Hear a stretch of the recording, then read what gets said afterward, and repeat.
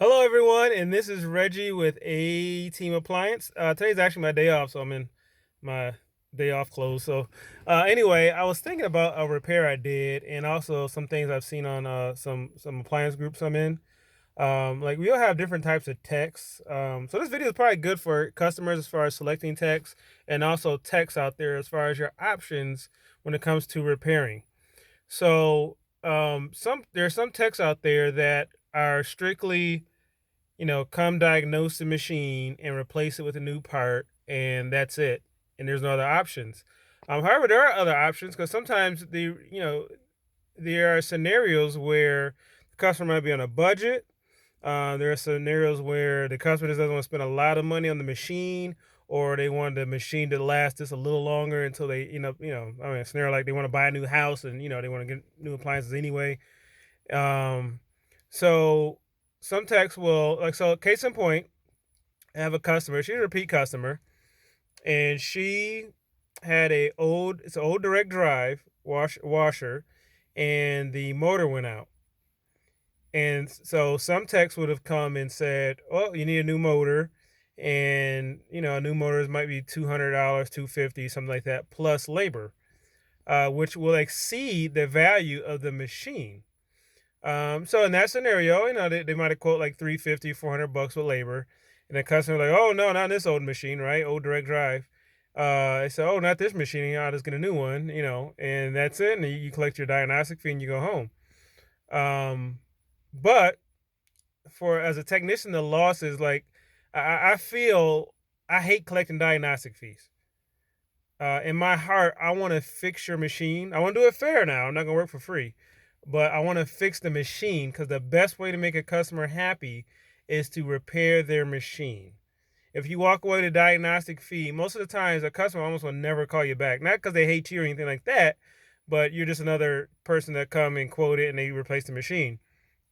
Um, so alternatives, right? Instead of just telling the customer, hey, this is how much it is, give options, right? Especially if you go to like somewhere, and sometimes you can tell when people are on a budget. I mean, not everybody you can visually tell don't have money or are on a budget, but give them options, right? So case in point, if it's an older machine and the repair is going to exceed the value of the machine.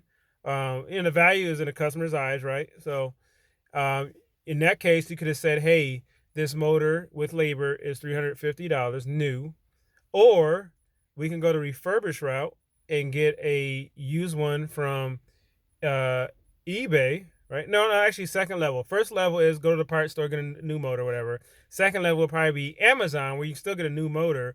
It's a little cheaper, but it has to be shipped and now have to come back. It won't be fixed today, right? Or you can go to third level and say eBay and say I can get you a used part. No guarantees on it, because that part could be an issue. It's used, but you say I'm not responsible for it, but we can go used, and this is how much that price would be, right? And then when you do go used on eBay, I have the eBay and Amazon. I have the customers buy the part directly, right? So that way, it's not coming out of your pocket. The customer physically realizes they're ordering that part, right? And they'll have to deal with the seller if it comes damaged or something like that. So disclose all that. But these are just other options compared to just walking away with a diagnostic fee. Because at the end of the day, to win a customer over, you win them by repairing the actual machine.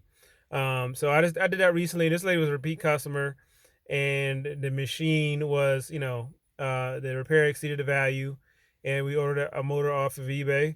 She called me when it got in. I put it in, and I just charged her labor, and it was a win-win for everybody, right? And she went into it understanding that that I'm not responsible for the part. It's not my part.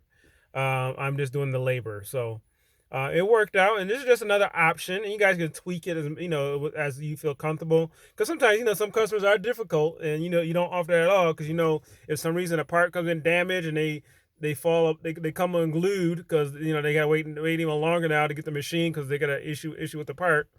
The customers come across that way. You just don't even offer that option, obviously. So anyway, use your own judgment, guys. And I just wanted to put this video out there for new techs, just to go another level of thinking another level of business to make your customers happy. But we're going to make customers happy with a win-win scenario, right? Not giving our service away for free, trying to pat ourselves on the back for being a good guy, but we want to win-win by paying ourselves and help making the customer happy. This is another video from Reggie at A Team Appliance. If you have any comments, feel free to leave them below, and I'll see you on the next video.